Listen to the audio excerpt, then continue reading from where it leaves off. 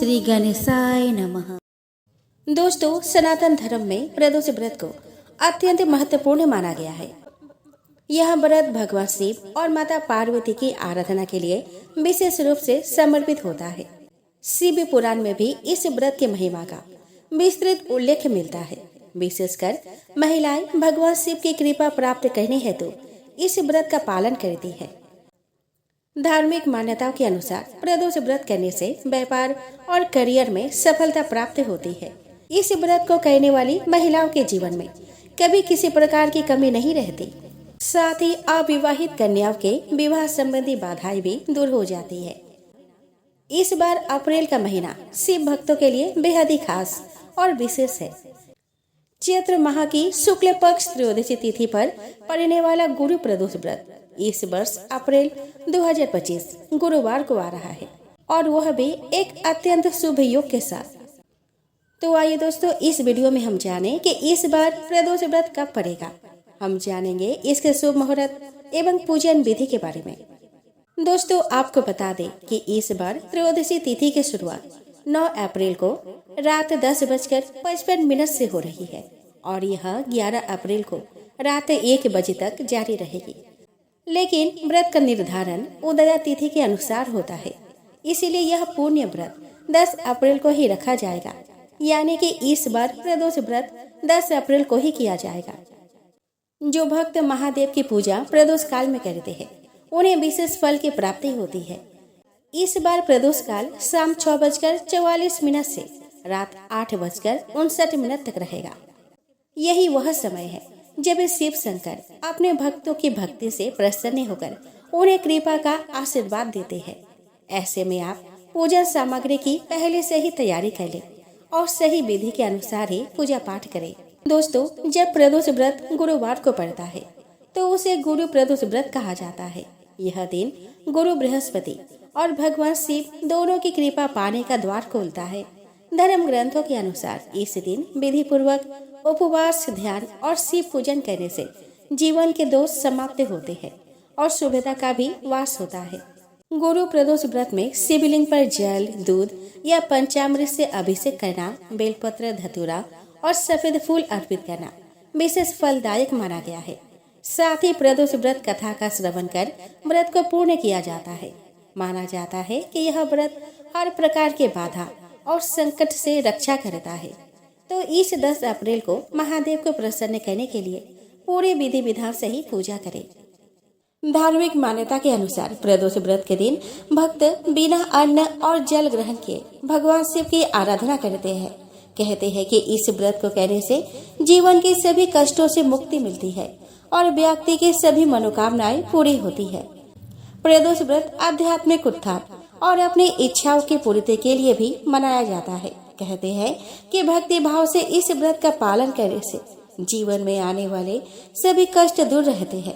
इसके अलावा घर में सुख शांति बनी रहती है।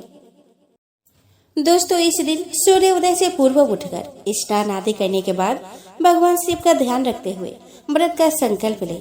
शिवलिंग पर जल, बेलपत्र, फूल, फल आदि चीजों को अर्पित करें। प्रदोष व्रत कथा का पाठ करें, भगवान शिव की आरती उतारें और भोग लगाएं। इसके बाद पूरे दिन व्रत नियमों का पालन करें। प्रदोष व्रत के दिन तामसिक भोजन नहीं ग्रहण करना चाहिए। इस दिन भगवान शिव का ज्यादा से ज्यादा ध्यान लगाना चाहिए। नकारात्मक बातों या विचारों को मन से दूर रखना चाहिए। इस दिन गुस्सा नहीं करना चाहिए। दोस्तों, धार्मिक शास्त्रों में गुरु प्रदोष व्रत करने वालों को 100 गाय दान करने का फल प्राप्त होता है। त्रयोदशी तिथि में सायकाल के समय को प्रदोष काल कहा जाता है।